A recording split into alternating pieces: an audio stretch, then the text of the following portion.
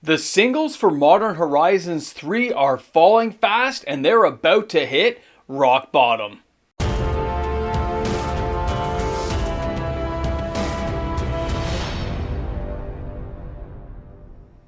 Sometimes it's best to expect the unexpected. And what I mean is Modern Horizons 3 is not turning out how a lot of people have predicted. Welcome back everyone. MTG Moxman here, and thank you again for hanging out with me on the channel today. I hope you guys enjoyed your pre-release weekend, and a reminder before we start today's video that if you enjoyed today's content, don't forget to like and subscribe to the channel. Turn on your notification bell. I do put out new content every single day. Thanks a lot to the support of my patrons and YouTube membership members. So let's dive into what is happening. What has just happened and what is happening to Modern Horizons 3, because this is not really playing out the way I thought it was going to. We've just had the pre-release weekend and it looks like the market already has a glut of singles entering the stream. And do you know what happens when you have tons of singles being traded in across the entire sphere of every marketplace? There's too much supply. Do you know what happens when there's too much supply? Prices start getting suppressed because it is readily available for every player to decide to purchase.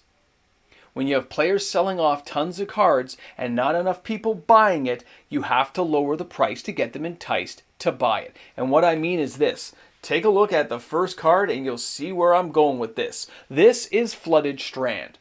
Now this card on the 5th or 6th of June saw itself hanging around. And now it's starting to fall. After the 7th of June, right there on the pre-release weekend, right on the Friday night, card prices started to dip because on every pre-release, which by the way was massively, hugely attended by tons of players, we now saw prices starting to fall. Now, why do you think all those cards getting turned in are now causing prices to fall? Well, again, we're back to supply, aren't we? Supply and demand. How many people needed those fetch lands? How many people need to get these cards? And when they get these cards, what do they need them for? How many commander decks are you building? How many modern decks are you building? How many vintage and legacy and pauper? It all depends on what format you're playing and what you're doing with your cards. But it's becoming really clear that a lot of players with these fetch lands, the regular edition, we're seeing the prices dip. And something like Polluted Delta, an amazing card by the way, you're seeing this thing dip already about 20%, and it's still falling because tons of these cards are actually getting turned in. I really didn't think it was going to happen, but it's apparent now that even things like Urza's Cave is starting to see a decline in price because so many got opened. I know some stores out there for the Urza's Cave, they had pre-orders of 100 copies from a single person. They managed to fulfill that order, and when I checked in with that store, they have another 100 copies available. That's insane. That is copies being turned in and copies they have opened during this whole pre-release weekend. This is just, there's a huge supply of these cards coming into the market. And that huge supply is definitely going to suppress prices, but maybe not for as long as people believe. When you take a look at some of these cards, like Ugin's Labyrinth, it is losing share value, okay? This thing was up around the $100 mark Canadian. Right now it's around $90. It's lost about $12 of value right now. And this is just in the last couple of days, like I said. The last couple of days. Now, how is that going to translate later on into the market? Well, depending on the card and the value found and which formats it's going to be played in. When you see something like a Johnny here, it's lost about 50% of its value. So some of those cards are going to be hit a lot harder than other cards, of course. We know that. We've understood that. And we've seen that in the market space of Magic the Gathering for a very long time. So you can kind of come to accept how certain cards will be played out. Those people who want to buy them on pre-order, paid top dollar. Cards come into the market. In this case, a lot more than they're expected are being traded in. It's forcing the prices down. And some of those cards get hit harder because some of these cards, even though they're being turned in, they definitely have a home. And there's also players out there, and they believe those cards will rebound, and they will buy them on the falling knife's edge.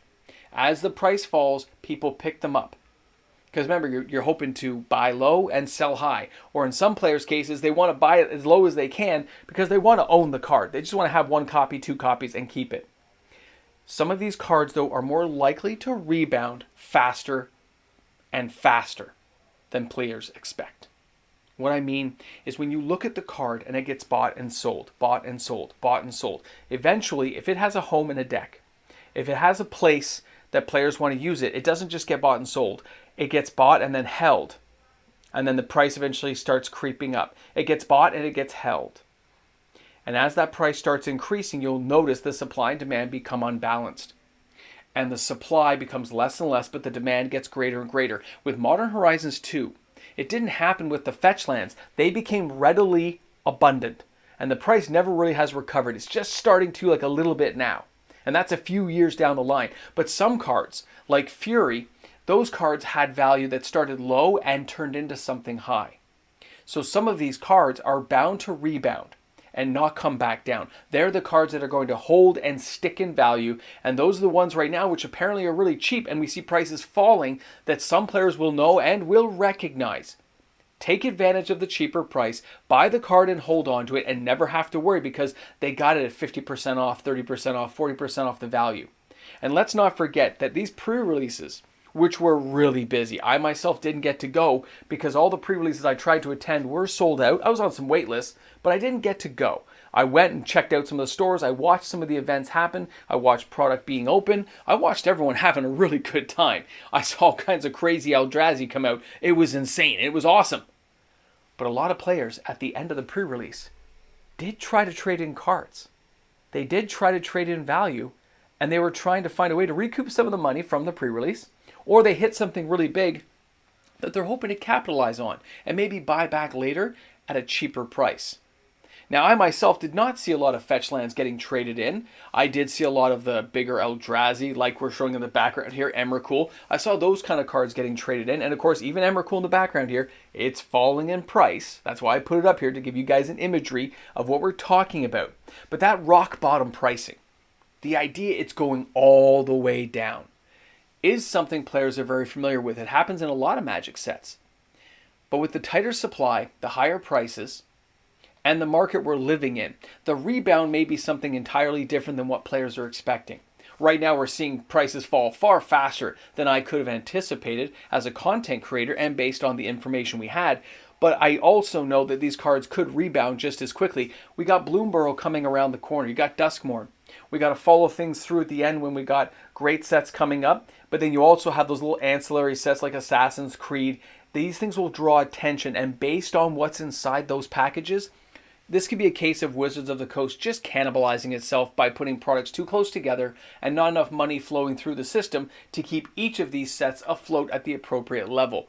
It happens when they speed things up. It's not exactly bad for the consumer, but it's bad for a company and their bottom line in the long run, with too many products coming out too quickly that don't have enough staying power to keep themselves afloat over the period of time that Wizards of the Coast is expecting it to. These things are not Lord of the Rings, and they're not going to hold the same way.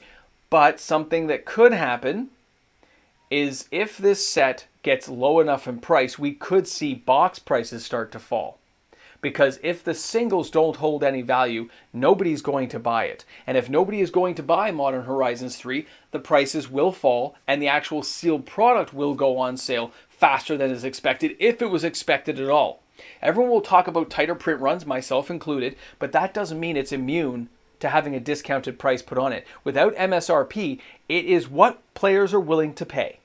Not just the singles, but sealed product as well. And that's something that Wizards of the Coast is readily available to them. They understand that this is going to happen.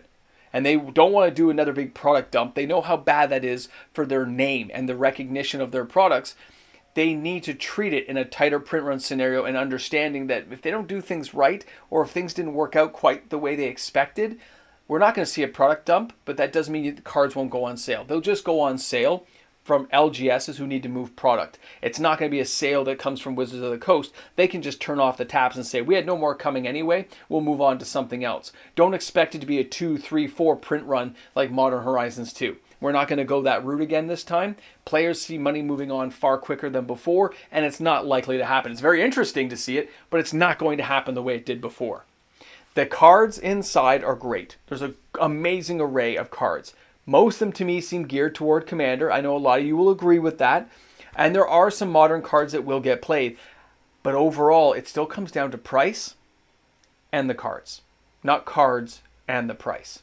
They don't balance each other out. People have got to pay for these things from their pocketbooks. They know what's going on. And they can smell blood on the water. If the cards go too cheap and the EV keeps falling, the box prices are going to have to change. Because there's no reason to pay that kind of money just because somebody tells you should. Guys, thanks a lot for hanging out with me today. Thanks for hanging out on the channel. Hope you guys had a good time. Hope you got some good information out of this. Pre-releases were awesome. I wish I was able to actually play in it, but I understand things can sell out. I know some places didn't have a lot of people show up, but so many of the ones I've been dealing with were totally completely sold out all weekend long.